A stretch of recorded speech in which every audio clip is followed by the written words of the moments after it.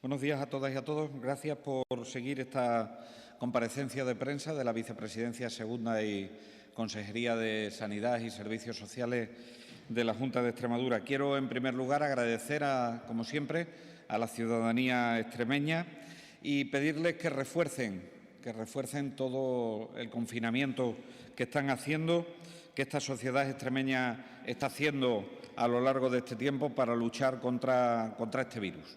La mejor arma, como hemos dicho en días anteriores, es quedarse en casa. Y con ese arma tan poderosa, es con la que tenemos que luchar contra este virus, porque es la mejor arma que tenemos. Sobre todo ahora que vienen días donde tradicionalmente celebrábamos la Semana Santa, es importante que tengamos interiorizado que lo mejor que podemos hacer es quedarnos en casa. También quiero trasladar, evidentemente, todas mis condolencias a los seres queridos, a las personas más cercanas de esas víctimas de esta terrible pandemia que nos ocupa en este momento y que nos preocupa a todos en este momento. Y además agradecerles que los funerales no sean en la medida en la que todos deseáramos que fueran. Y, por lo tanto, además de trasladarles mis condolencias, trasladarles mis respetos a esas personas, a esos seres queridos que ahora no pueden estar, organizando esos funerales como se merecía la persona que ha fallecido. Les deseo también una pronta recuperación a los enfermos que en este momento están infectados, que tienen algún tipo de síntomas por COVID-19, que de verdad todos los esfuerzos que están realizando los profesionales sanitarios, sin duda ninguna, sean bienvenidos y que tengan pues una recompensa y que tengan ese efecto positivo que todos deseamos para que se recuperen. Y quiero agradecer, reconocer y felicitar a todos y cada uno de los profesionales que trabajan en nuestros centros sanitarios, que trabajan en nuestros centros sociosanitarios, que trabajan como cuerpos y fuerzas de seguridad del Estado, que trabajan como bomberos, que trabajan en esos servicios esenciales que nos permiten a día de hoy tener alimentación, tener luz, tener agua, tener gas, tener esas cosas que son tan cotidianas en nuestro día a día que solo nos damos cuenta cuando verdaderamente nos faltan. Por lo tanto, desearle también todo mi agradecimiento y felicitarle por todo el trabajo que están desarrollando a lo largo del afrontamiento de esta pandemia. Estamos viviendo una pandemia que nos debe reforzar como sociedad. Estamos viviendo una pandemia que nos debe unir como sociedad. Estamos viviendo una pandemia que nos debe convocar a la unidad de acción, en el compromiso y en la lucha para acabar con ella. Y a todo ello les convoco para los próximos días para que definitivamente le demos el golpe que se merece este virus y que acabemos con esta terrible pandemia, con esta terrible epidemia.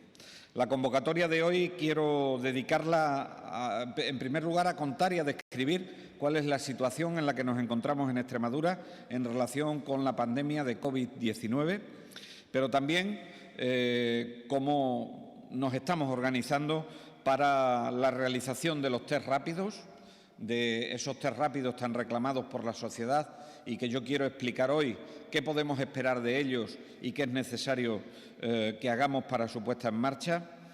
También quiero hablar del confinamiento de personas positivas y también quiero hablar de la preparación para el futuro, de la preparación para lo que se ha venido a denominar la desescalada, que no es otra cosa que ir eliminando de forma progresiva aquellas medidas que hemos tenido que ir tomando como consecuencia de la pandemia. Miren, por darle los datos, paso a describir cómo estamos en la Comunidad Autónoma de Extremadura. En Extremadura, desde que comenzó el brote, tenemos un total de 2.116 casos positivos acumulados. Eso significa que en el último día hemos subido en un total de 48 casos. Una subida que, frente a las subidas de semanas anteriores, frente a la subida de días anteriores, que era de 2 puntos porcentuales, en este momento estamos aproximadamente en un 2,3% más que en el día anterior. Otro de nuestros caballos de batalla es mantener el compromiso y el comportamiento no solo de la sociedad, sino también del virus, que lo tengamos controlado, que lo tengamos a raya, que el virus no se nos descontrole, que no haya transmisión comunitaria y que las personas puedan utilizar los dispositivos sanitarios de la forma más adecuada para las necesidades que tiene el paciente y para la sintomatología que tiene el paciente en todo momento. Así, de los 1.576 pacientes activos que tenemos en este momento en nuestra comunidad autónoma, un 75% están en aislamiento domiciliario y el 25% restante están ingresados en algunos de nuestros hospitales del ámbito de la comunidad autónoma, sean estos públicos o sean estos privados.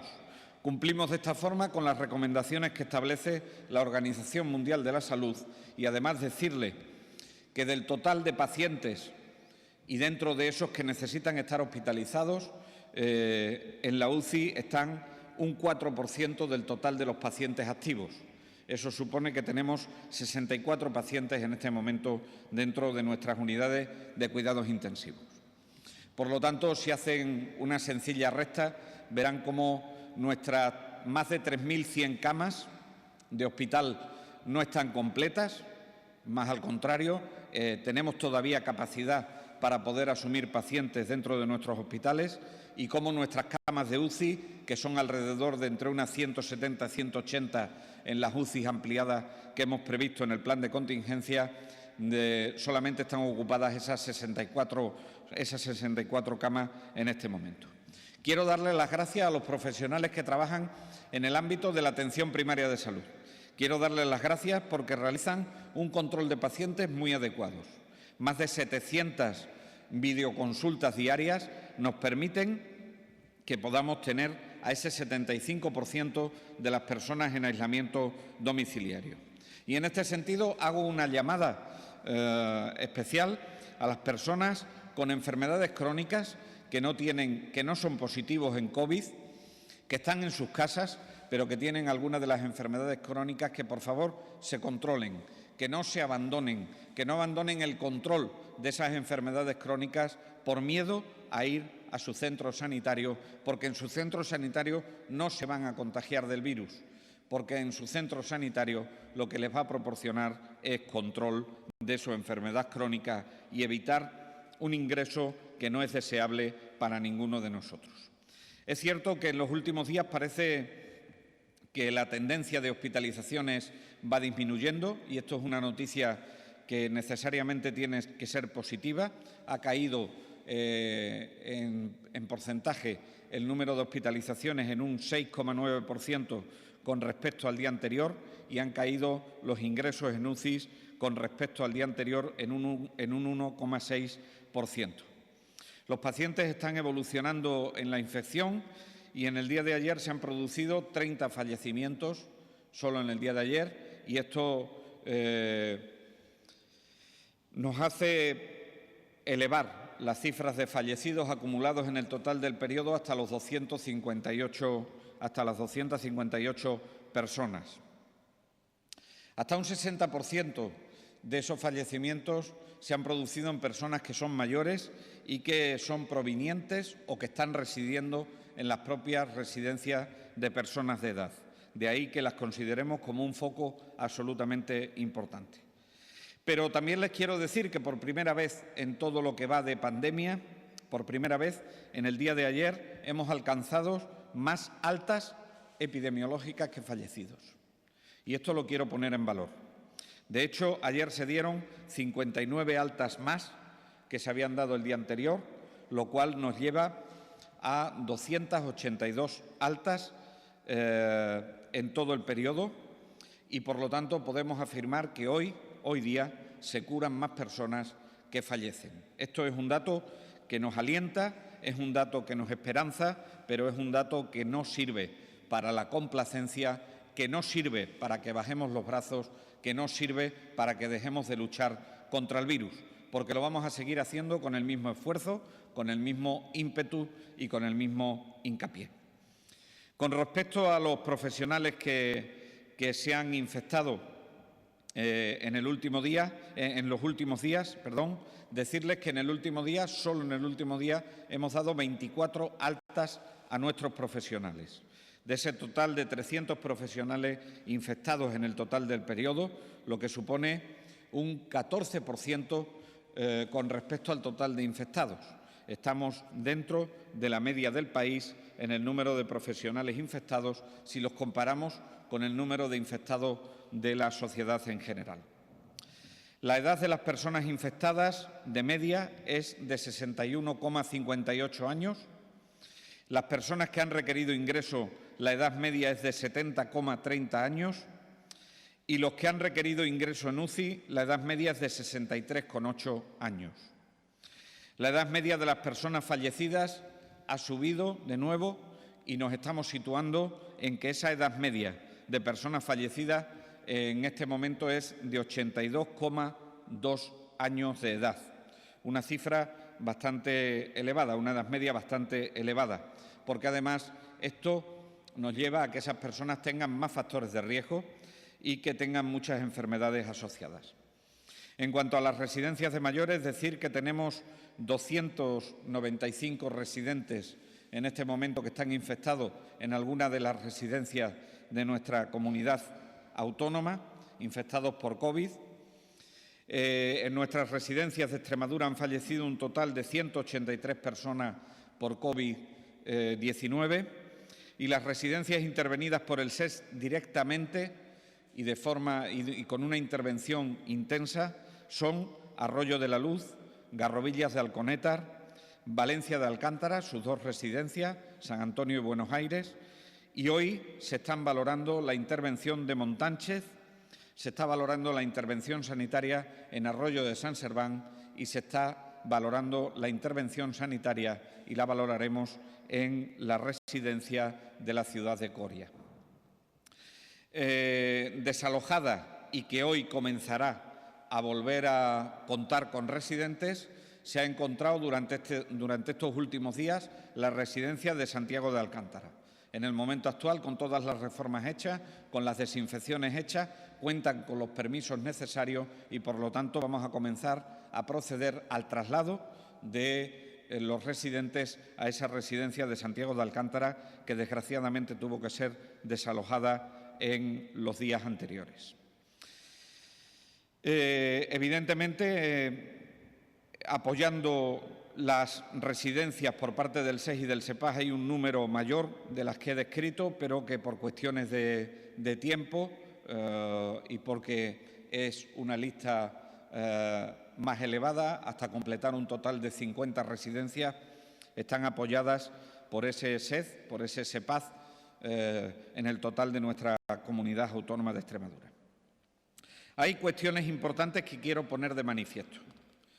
La primera de ellas es que las urgencias en los hospitales, las urgencias en los puntos de atención continuada han caído de media en el último tiempo un 40%. Y quiero llamar a la ciudadanía extremeña a que, por favor, haga un uso, es cierto, responsable de los servicios de urgencia, pero que, por favor, no se aguante síntomas graves en casa por culpa de tener miedo al coronavirus y que las personas con infartos lleguen muy evolucionadas a los hospitales, que los tromboembolismos pulmonares lleguen muy evolucionados a los hospitales, que luego la solución de esas urgencias, de esas emergencias, sea mucho peor que si lo hubiesen hecho en un momento anterior. Por lo tanto, llamo a la calma a la ciudadanía y llamo a una utilización responsable, de los servicios de urgencia y emergencia, pensando en que en nuestros hospitales, ya en todos ellos, se cuenta con un doble circuito de urgencias y emergencias que permite diferenciar a aquellos pacientes que llegan con supuesta infección por COVID-19 y aquellos pacientes que llegan sin la infección o sin suponerse una infección por COVID-19. Con respecto a lo que ha estado este fin de semana en discusión en relación a la conferencia de presidentes que se produjo el domingo pasado, decirle que, con respecto a los dispositivos para aislamientos, se enviarán por parte de la comunidad autónoma el viernes al Ministerio de Sanidad. Esos alojamientos son alojamientos para los que el Ministerio de Sanidad nos ha solicitado contar con ellos, destinados fundamentalmente a aquellos pacientes infectados por COVID-19 que tengan síntomas y que no se puedan aislar en su domicilio, porque no se reúnan las condiciones para aislarlo en su domicilio. En ningún caso en este momento el Ministerio de Sanidad ni el Gobierno de España se está planteando un aislamiento masivo de personas asintomáticas positivos al coronavirus COVID-2019. Por lo tanto, esto es algo que quiero dejar absolutamente claro, porque fue una de las conclusiones del Consejo Interterritorial celebrado en el día de ayer. Y, por lo tanto, hoy he tenido una conversación con el presidente de la Federación Extremeña de Municipios y Provincias, donde voy a solicitar, además de al resto de los departamentos de la Junta de Extremadura, porque las entidades que dependen de la Administración General del Estado las envían por separado, vamos a enviar, les he requerido que nos manden pues la red de hospedería, que nos manden la red de residencias universitarias, que nos manden alojamientos rurales que tengan en sus municipios, que nos manden distintos dispositivos que nos permitan, sin duda ninguna, poder destinar a estos pacientes positivos, repito, en COVID, con sintomatología y que no van a poder aislarse en su domicilio, de tal suerte que podamos reducir de esta forma la transmisión comunitaria. La desescalada se coordinará con la reunión interdepartamental que tenemos y se coordinará también con la reunión interadministrativa que tenemos todas las semanas. Pero además la vamos a concertar socialmente, la desescalada en el ámbito de la Comunidad Autónoma de Extremadura. Por lo tanto, los responsables que nombremos para la desescalada en el ámbito de la Comunidad Autónoma de Extremadura, que habrá un responsable político y un responsable técnico, siempre van a estar trasladando lo que se haya acordado en esas reuniones que tenemos, tanto interdepartamentales como interadministrativas y de concertación social, porque es en el momento de la desescalada cuando se pueden producir los mayores problemas sociales y problemas económicos. Y por eso queremos que esté bien coordinado. Y por último me voy a referir a los test rápidos. Se ha tenido y se han generado muchas expectativas con los test rápidos. Los test rápidos para lo que sirven es para detectar que la persona a la que se le realiza ha generado defensas contra el coronavirus, no como la PCR. La PCR lo que nos indica es que en la persona existe coronavirus. Los test rápidos lo que nos están indicando es que la persona ha desarrollado anticuerpos frente al coronavirus. Por lo tanto, eso tiene un periodo de ventana y ese periodo de ventana son 7 días, desde que la persona se infecta hasta que la persona desarrolla esos anticuerpos. Por lo tanto, la realización de estos test va a estar condicionada a esos supuestos 7 días de evolución. En segundo lugar, estos test son muy específicos y poco sensibles. Quiere decir que cuando un test rápido da positivo, es positivo segura la persona. La persona seguro está infectada. Pero cuando un test da negativo, hay que confirmarlo por PCR, porque las cifras de falsos positivos puede ser del 20%. Y por lo tanto, hemos de tener en cuenta que también debemos utilizar este criterio para su utilización. A Extremadura han llegado 21.600 test rápidos que vamos a empezar a utilizar a partir del día de hoy. Que se van a utilizar en los medios de alta prevalencia de la enfermedad, Se van a destinar fundamentalmente a trabajadores sanitarios y sociosanitarios. Se van a destinar a residencias de personas mayores o de personas de edad y se van a destinar a aquellos cribados hospitalarios que se puedan realizar de forma rápida. La forma de realización del test puede ser con sangre capilar, es decir, como cuando se hace la prueba del azúcar, para que se entienda, o bien con sangre venosa, es decir, como cuando se realiza una analítica de sangre, para que la gente lo entienda. Por lo tanto, en cualquiera de las dos maneras se puede realizar este test. Alrededor de entre 15 y 20 minutos se obtiene el resultado y, por lo tanto, podremos decir si es positivo que esa persona es positiva al coronavirus y si es negativo, lo que instaremos a esa persona, si tenemos la sospecha clínica, es que se tiene que realizar la PCR. Hablo de test rápido, que no es lo mismo que test masivos. Test rápidos no es lo mismo que test masivos. Lo digo para que la gente no se confunda. El test masivo, lo que quiere hacer el Instituto Nacional de Estadística junto con el Ministerio de Sanidad, es toda una estrategia de una toma de muestra para ver cómo está comportándose el virus en la población. Pero eso no tiene nada que ver con los test rápidos que realizamos en el seno de la Comunidad Autónoma de Extremadura.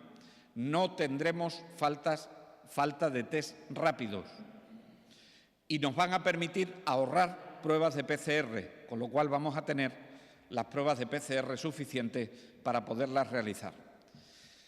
Queridos extremeños y queridas extremeñas, estamos en el buen camino, estamos en la buena dirección. Tenemos datos para la esperanza,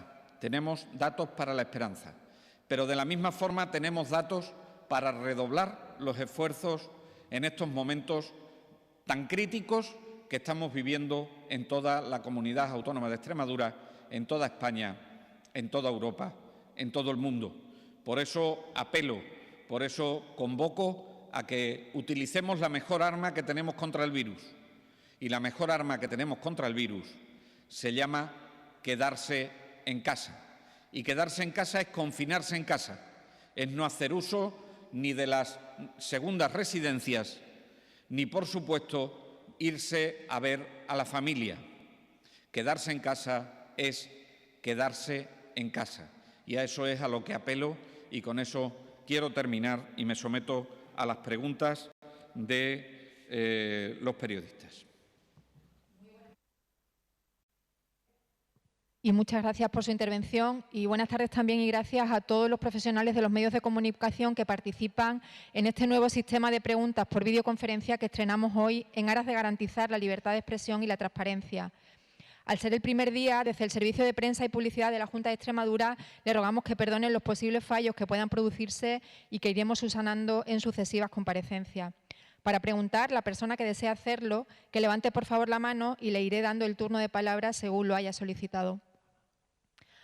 Pregunta Ana Galán, de Región Digital.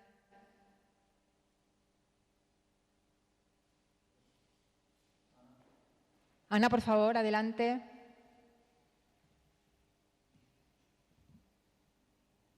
No se escucha.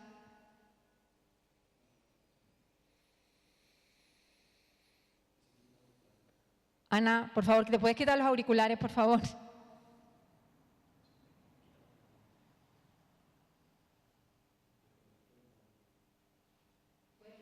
Del móvil, Ana. Bueno, pues pasamos a la siguiente pregunta y después volvemos con ella. Siguiente pregunta, Fabián Vázquez, de la cadena COPE. Tampoco se oye, no se oye. No se oye.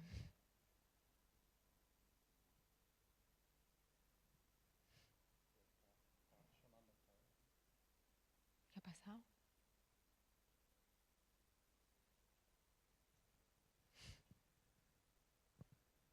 Parece que estamos teniendo algún fallo con el sonido.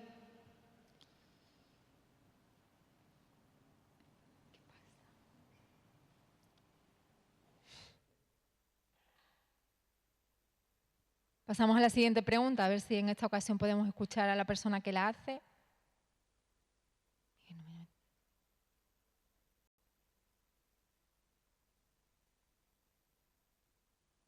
Juan Ramón Martín, de Canal Extremadura. Es que tiene los micros cerrados, Miguel. Pues no funciona. Pues vemos que tenemos problemas con el sonido. Va a intentar hacerla por el chat y la formulo yo, no queda otra.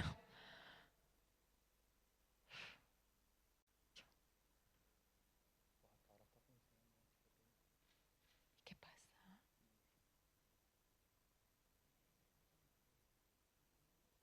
Ay, Miguel, pues algo tiene que estar pasando.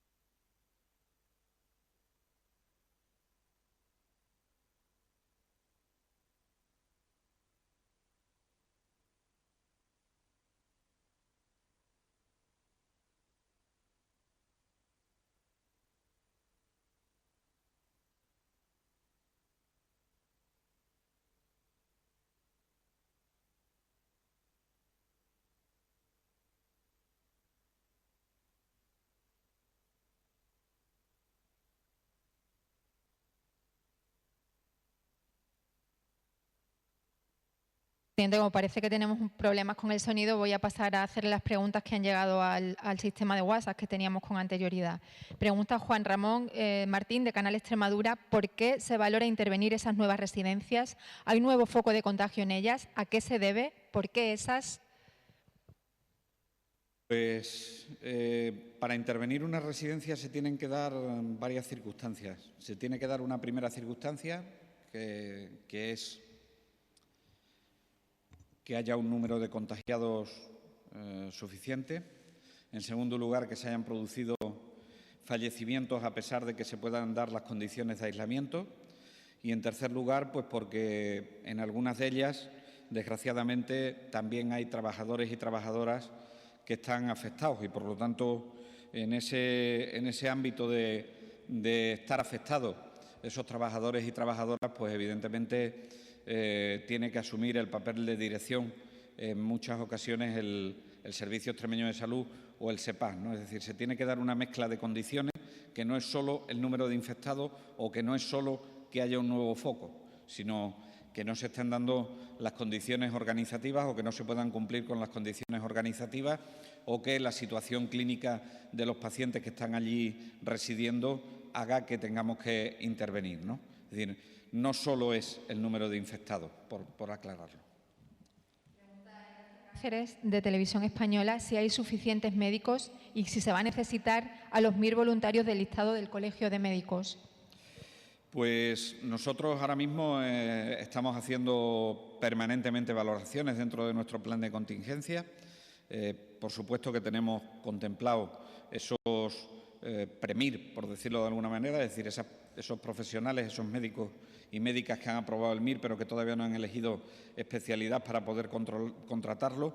Y con las últimas normativas que establece el Ministerio de Sanidad, también nos permite la contratación de médicos extracomunitarios. Y, de hecho, ayer tuve una conversación con distintas embajadas de países pues, fundamentalmente con Cuba y con otros países, que nos van a permitir poder disponer, si es que los necesitásemos, también en la zona de residencias, de médicos y de facultativos que nos permitan suplir la falta de especialistas que pudiéramos tener ante cualquier contingencia, ¿no? No es un motivo en este momento de preocupación, sí de ocupación, y estamos buscando todas las vías posibles. Pregunta Ana Galán, de Región Digital, si mascarillas sí o mascarillas no, que la gente que tiene que salir debe llevarlas. Pues no hay ninguna recomendación fundamentada todavía por parte de las autoridades. La OMS lo está debatiendo.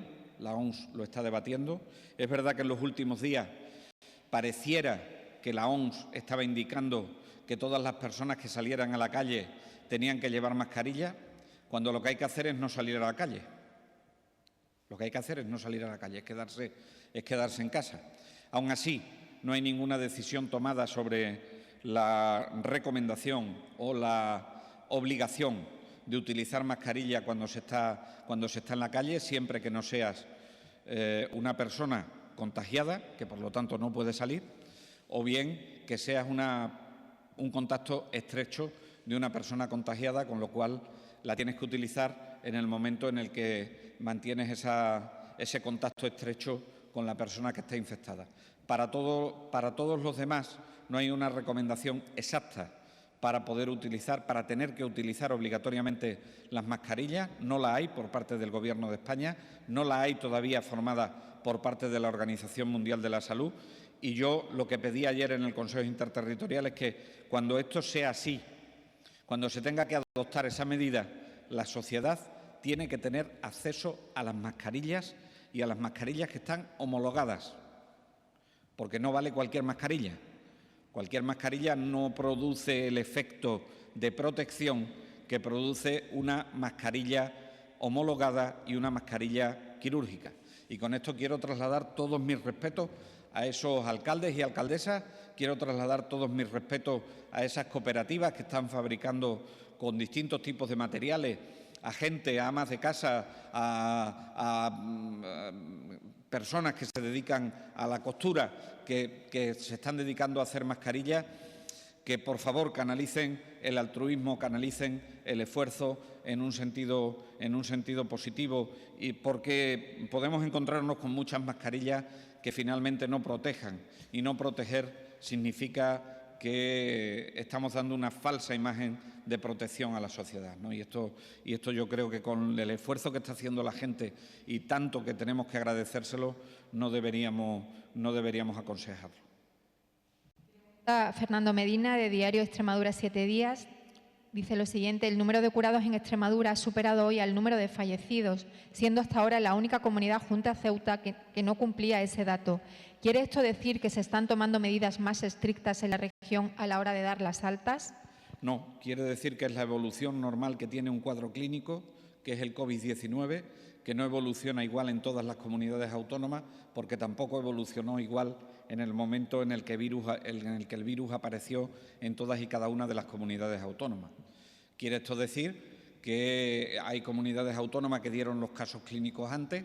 Hay comunidades autónomas que la evolución clínica que están llevando la mayoría de los casos pues están quedando asintomáticos y se le pueden repetir las pruebas a unos cuantos de días, y esas pruebas dan negativas y por lo tanto se le da el alta epidemiológica, pero no se están tomando medidas diferentes a las que se están tomando en otras comunidades autónomas. Lo que sí tenemos muy controlado es el tema de las residencias de mayores.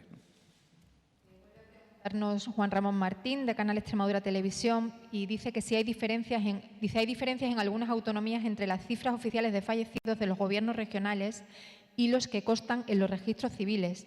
¿Cómo se transmiten aquí esas diferencias al registro? Son casos confirmados y sospechosos. ¿Solo sospechosos? ¿Nos puede explicar el procedimiento? Lo que está acordado con el Ministerio, y creo que eso es lo que deberían cumplir todas las comunidades autónomas, y si no lo están cumpliendo, pues deberíamos cumplirlos todos, como ayer insistió el ministro de Sanidad en el Consejo Interterritorial del Sistema Nacional de Salud, que se den los fallecidos por coronavirus positivo.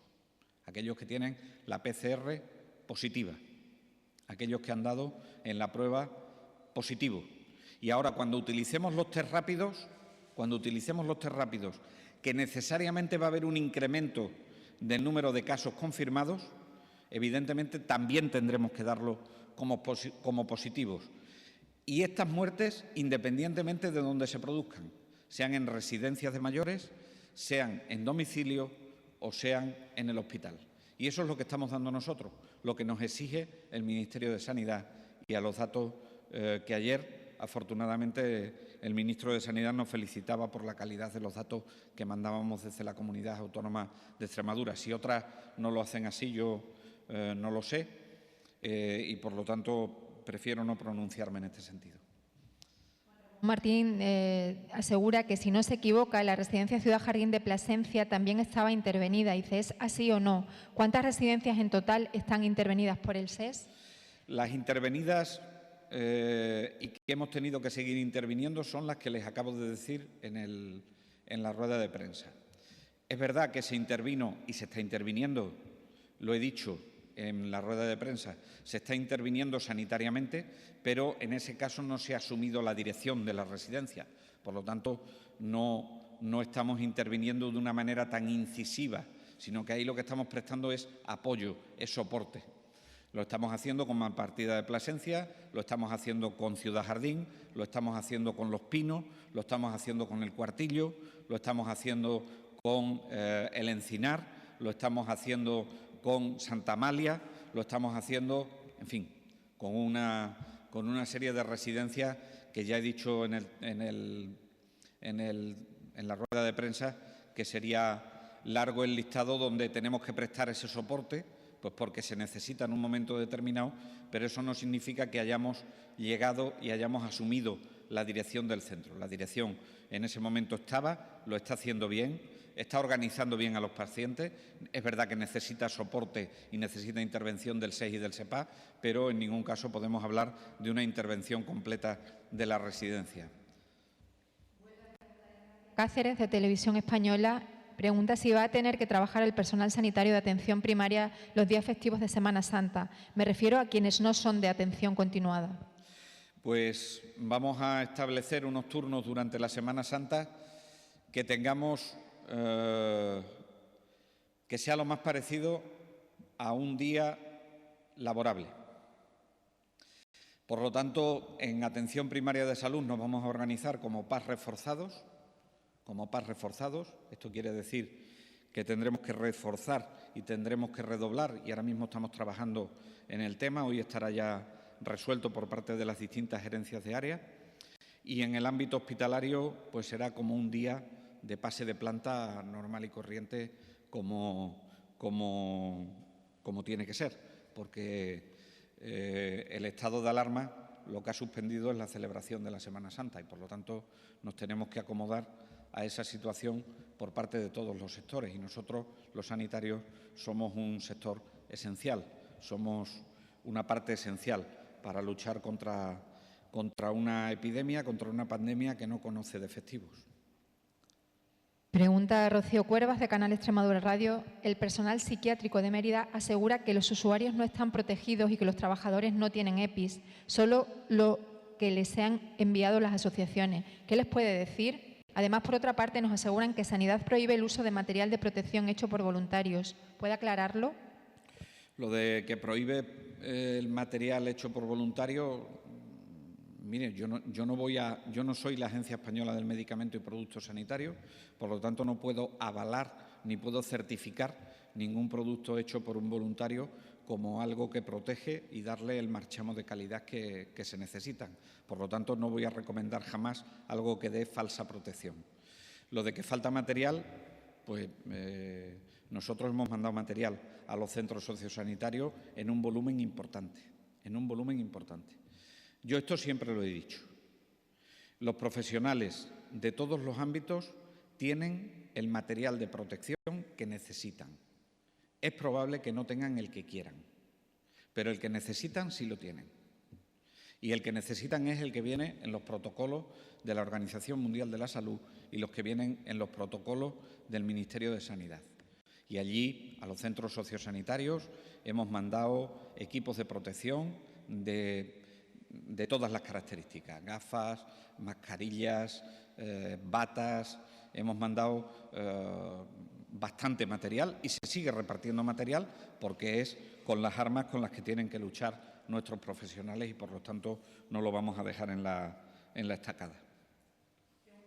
De la cadena SER, ella asegura que se están produciendo desplazamientos a zonas como el Gérter por gente de otras comunidades a sus segundas residencias aquí. Dice que se constata por el aumento de solicitudes de dispensación de fármacos y por las tarjetas de desplazados. ¿Tienen constancia de ello? ¿Qué medidas se están tomando ante esos desplazamientos que pueden provocar nuevos contagios? Pues sí, tenemos constancia de ellos. En lo que llevamos de pandemia hay más de 700 solicitudes de cartillas de desplazamiento, de tarjetas sanitarias de desplazamiento, de las cuales 400 y pico son de Madrid, son de la Comunidad de Madrid. Y sí, estamos detectando que hay dispensaciones de fármacos a personas que pertenecen o que están empadronadas en otras comunidades autónomas. Por lo tanto, lo hemos puesto en manos de la delegación del Gobierno para que haga un control estricto, que es lo que debemos hacer, y que no se produzcan esos desplazamientos a esas segundas residencias, ¿no? Porque en ningún caso está justificado un viaje de esas características. Voy a preguntar Juan Ramón Martín, de Canal Extremadura Televisión, y pregunta que a qué cree que se debe la coincidencia del mayor incremento de fallecidos y de curados en el último día. Bueno, pues se debe a la propia evolución de los cuadros clínicos. Las personas, cuando se infectan, aproximadamente el virus a las 72 horas suele provocar los síntomas. A partir de ahí suelen evolucionar. En algunas personas la situación va evolucionando correctamente y, por lo tanto, a los 14 días se le puede volver a hacer la prueba y, si es negativa, pues se le puede dar el alta epidemiológica.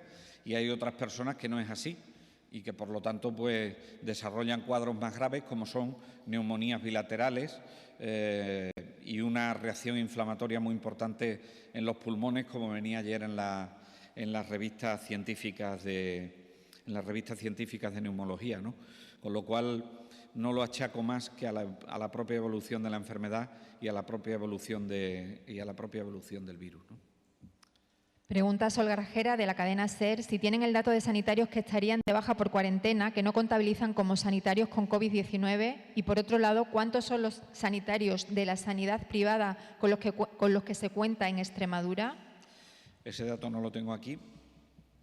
Ese dato no lo tengo aquí y no lo puedo proporcionar porque voy a fallar.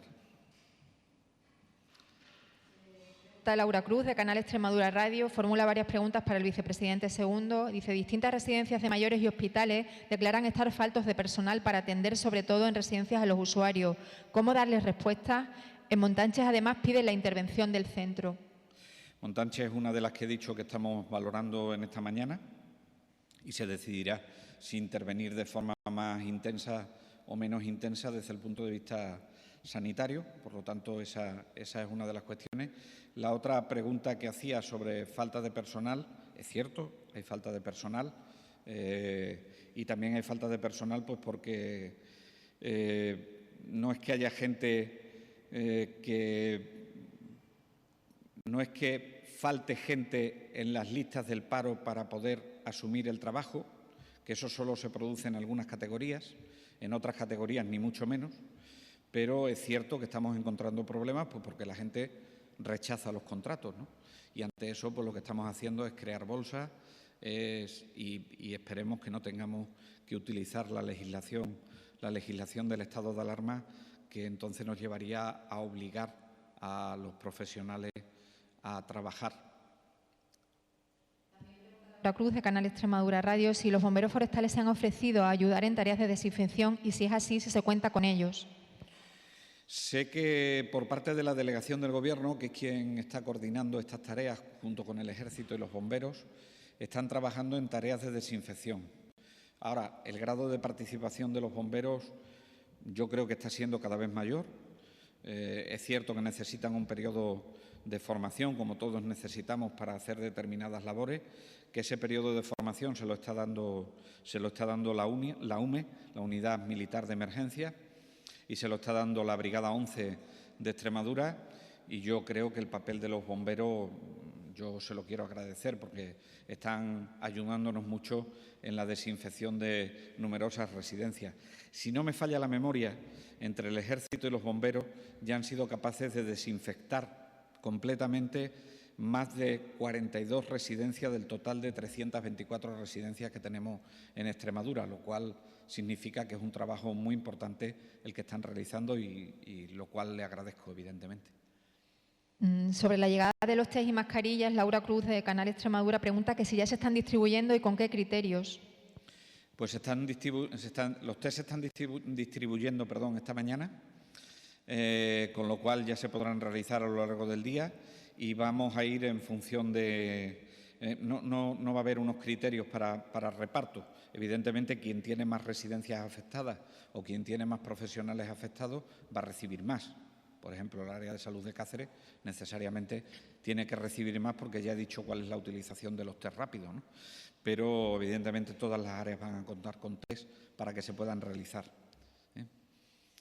Y Laura Cruz, de Canal Extremadura, nos hace una última pregunta que dice, para añadir a la pregunta sobre residencias, dice, también los familiares de Mata de Alcántara hablan de desamparo de sus mayores con muchos positivos y poca atención. ¿Qué puede decirnos sobre esto?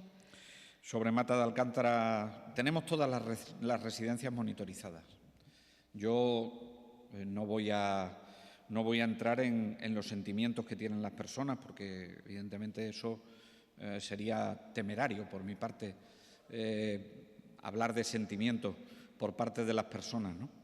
Y lo que sientan las personas, yo de verdad que lo lamento porque estamos haciendo todos los esfuerzos para que esa sensación no se tenga. Pero, sobre todo, lo que tiene que quedar claro es que estamos actuando de forma muy coordinada entre el SES y el SEPAZ para prestar la atención no solo a Mata de Alcántara, que es una de las residencias donde estamos prestando esa atención, por parte de primaria, por parte de atención primaria de salud, quiero decir, por parte del SEPAZ, pero lo estamos prestando en todas las residencias donde estamos detectando casos positivos, ¿no? Yo lamento que la sensación de las personas sea esa. Es verdad que el miedo es mucho. Es verdad que la sensación de incertidumbre es mucha y yo puedo empatizar con esos sentimientos que tienen los familiares de los residentes que están allí dentro, pero que sepan, si esto les ayuda a tranquilizarse, que estamos actuando con todo lo mejor que tenemos, que es nuestro capital humano por parte del Servicio Extremeño de Salud y del SEPAZ. Y la última pregunta que nos llega, vicepresidente, la hace Juan Soriano, del diario Hoy. Dice que ha hablado de desescalada. ¿Cuándo se iniciarán los contactos con agentes sociales y cuándo empezaría esa desescalada? ¿Podría empezar en Extremadura antes que en otras regiones? Desde luego no se va a producir en esta primera prórroga. Desde luego no se va a producir en esta primera prórroga del estado de alarma. Se produciría en siguientes prórrogas del periodo de alarma, si es que los datos epidemiológicos se comportan como se están comportando. A la pregunta de si puede ser antes en Extremadura que en otras comunidades autónomas, es probable que no vaya a ser igual en todas las comunidades autónomas. Por eso el Ministerio lo está estudiando en este sentido, y el contacto con las organizaciones sociales y con las organizaciones económicas, el contacto con los diferentes órganos interadministrativos es semanal, con lo cual, pues cada semana iremos viendo las medidas que podemos ir poniendo en marcha siempre que esto sea adecuado para hacerlo. Vicepresidente, pero nos ha llegado una última pregunta de María Hernández, del programa Esta Hora de Canal Extremadura Televisión, y dice si hay alguna estimación del tanto por ciento de la población extremeña que se podría estar contagiando o contagiarse sin presentar síntomas. Eso es una pregunta difícil de responder. Suelen decir los epidemiólogos que por cada caso que tenemos confirmado puede haber hasta unos 10 que no estén dando síntomas o que los síntomas sean tan leves que pasen como un catarro común sin que se lo achaquemos al coronavirus y que estemos desarrollando anticuerpos frente al coronavirus. En cualquier caso, la duda va a quedar resuelta si finalmente el Ministerio de Sanidad con el Instituto Nacional de Estadística hacen ese test masivo, que no es lo mismo que test rápido, ese test masivo en la población, y nos dirá qué transmisión comunitaria ha habido a lo largo de la pandemia. En este momento es difícil responder más allá que una estimación que hacen los epidemiólogos, que es que por cada caso positivo puede haber hasta 10 que lo estén padeciendo con síntomas leves o prácticamente sin síntomas, ¿no? Todo, vicepresidente. Muchísimas gracias por su intervención y muchas gracias también a los medios de comunicación que han participado, a los que desde aquí les pedimos disculpas por los fallos que hemos tenido. Intentaremos solucionarlos para las próximas comparecencias. Muchas gracias a todos. Muchísimas gracias y celebrar que estemos poniendo en marcha todo este tipo de mecanismos que, aunque fallen, suponen un incremento en la transparencia que quiere tener la Junta de Extremadura con todos los extremeños y todas las extremeñas. Muchas gracias a todos.